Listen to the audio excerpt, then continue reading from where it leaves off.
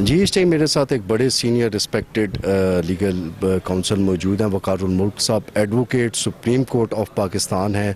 उसके अलावा human rights पे भी बड़ा काम करते रहते हैं और बाकी भी जो हमारे जस्टिस सिस्टम के जो लूप होल्स हैं उन पे बात करते रहते हैं। तो इनसे भी आज कुछ इस इवेंट के हवाले से और बाकी जनरल कुछ लीगल चीज़ों पर बात करते हैं। Sir, thank you so much. बहुत शुक्रिया जी आपका, थैंक यू वेरी मच।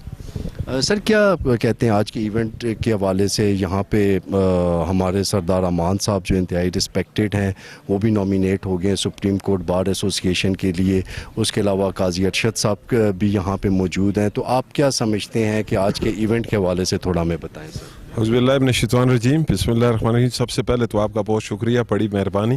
बाकी इवेंट्स के बारे में तो यही गुजारिश करूँगा कि ये बड़ा अच्छा है, गैदरिंग हो रही है और ये लीगल फ्रेटर्निटी जो है इसके सीनियर लोग और जो सुप्रीम कोर्ट से रिलेटेड लोग हैं वो आलमोस्ट यहाँ पर हज़ारा डिवीज़न से यहाँ पर मौजूद हैं। कुछ लोग अभी भी आ रहे हैं। तो ये जो हमारी नेशनल क़यादत है जिसमें अहमद ख़ान साहब हैं, इनकी बड़ी कंट्रीब्यूशन थी ड्यूरिंग जो independence of judiciary Iftikhar Mohammad Chaudhry साहब की तहरीक थी, उस दौरान में इनकी बड़ी कंट्रीब्यूशन थी। हम सारे लोग भी यहाँ पर आए हुए हैं कि ये हमारे एक तरह से आप ये समझें कि ये हमारे सीनियर्स हैं, ये हमारी लीडरशिप है।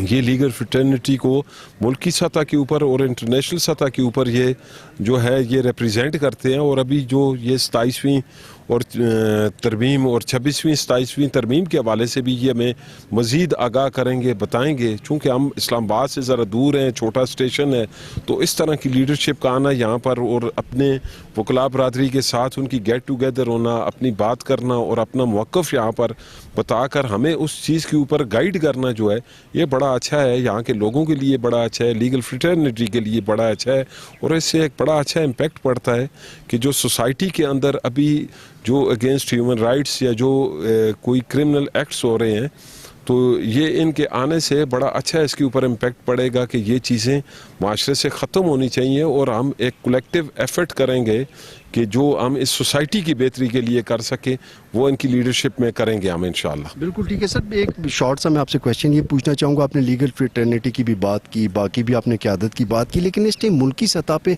आम आदमी बड़ा अदम एतमाद का शिकार हो रहा है। वो कह रहे हैं इंसाफ हमें अदालतों से नहीं मिल रहा, 30-30 40-40 साल मुकदमात पे लग जाते हैं। कन्विक्शन रेट जो है वो दैट इज़ लेस दैन 1% और कहीं पर लिखा हुआ है दैट इज़ लेस दैन 4%। तो ये ऐसा क्यों नहीं हो सकता कि हमारे कोई जस्टिस सिस्टम इस तरह की रिफॉर्म्स आएँ कि ये स्पीडी जस्टिस हो, इम्पार्शियल जस्टिस हो और मेरिट पे चीज़ें हो। तो सर इस पे कब बात होगी? देखें, इसमें मैं आपको ये गुजारिश करूँ ना कि जो आपने कहा कि स्पीडी जस्टिस हो, इस मुल्क की जो बड़ी आबादी है वो उसको बड़ी हद तक इस बात का पता नहीं है कि उनके राइट्स क्या हैं।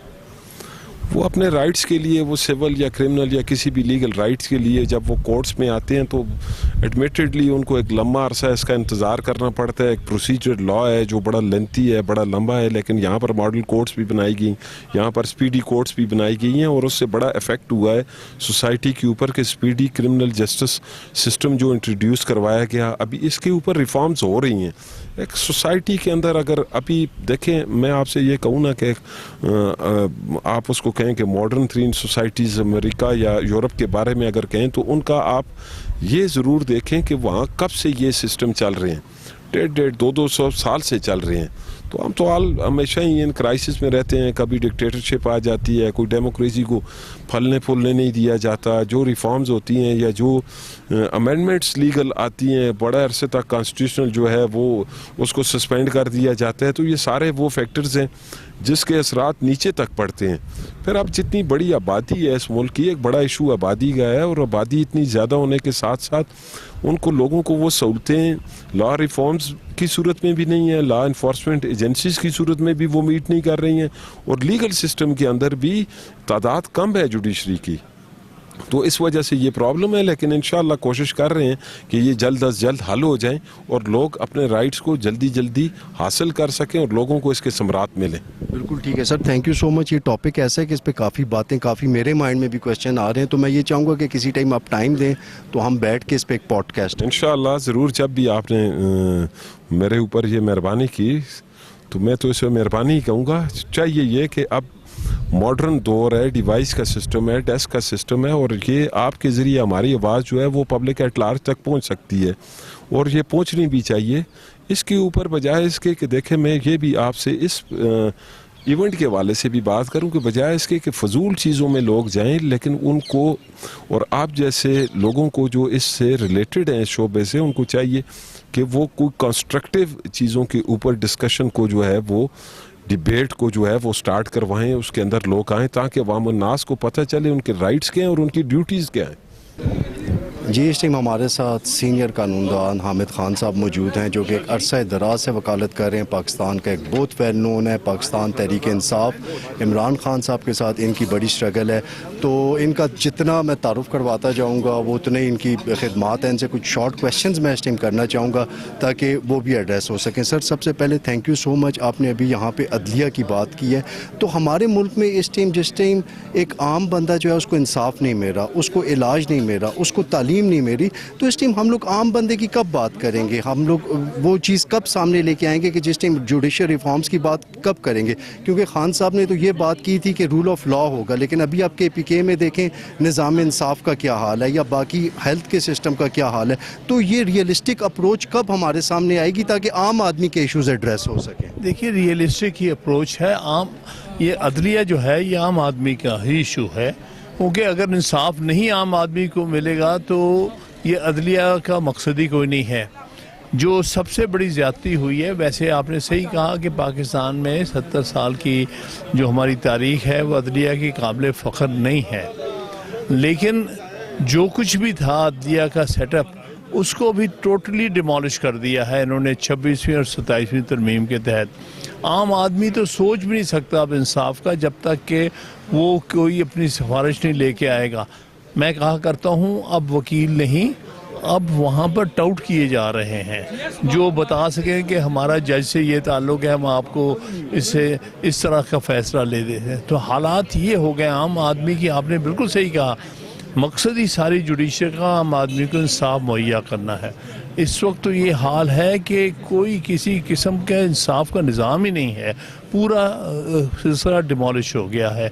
हमने वकला ने कोशिश यही करनी है कि इसको रिवाइव किया जाए, जो 26वीं 27वीं तरमीम से पहले था, और उसके अलावा उसको बेहतरी की तरफ लेके जाए ताकि आम आदमी महसूस करे कि उस मुल्क में उसको इंसाफ मिल सकता है। बिल्कुल ठीक है। अच्छा, यहाँ पे एक बड़ा इंपॉर्टेंट क्वेश्चन है। हमेशा जो भी अपोजिशन में होता है वो इंसाफ की बात करता है, वो रिफॉर्म्स की बात करता है, लेकिन ये एक फिर वो पावर स्ट्रगल नज़र आती है। जिस तरह से अभी लास्ट टाइम खान साहब को भी जब मौका मिला था, तो क्या उनकी हुकूमत में कोई जुडिशल रिफॉर्म्स आए थे? क्या कोई बाकी चीज़ों में आम आदमी के लिए कोई ऐसी डेवलपमेंट हुई थी कि जो कि एग्जाम्पलरी हो?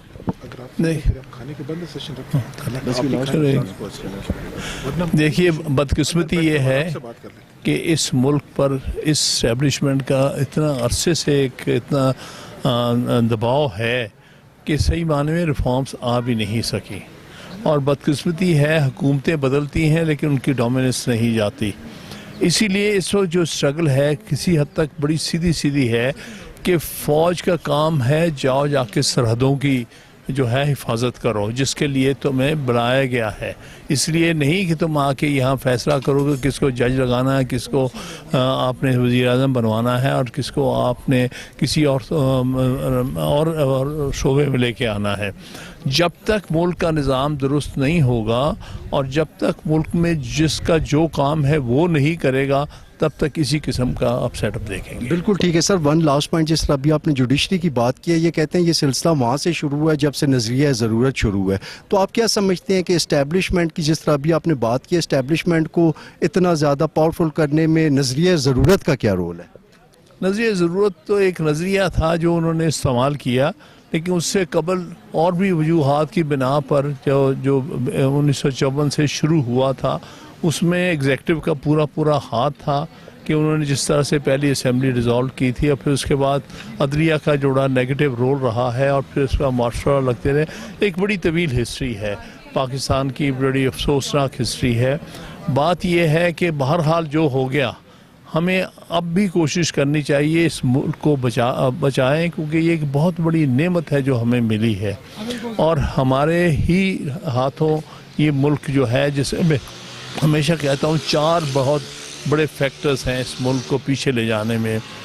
हमारे जर्नैल, दूसरे नंबर ब्यूरोक्रेट, तीसरे नंबर पे हमारे सेल्फिश पॉलिटिशियन और चौथे नंबर पे हमारे जज, जिन्होंने सिर्फ अपने मफादात देखे। इन चारों ने अपने मफादात देखे हैं, कौमी मफादात नहीं देखे।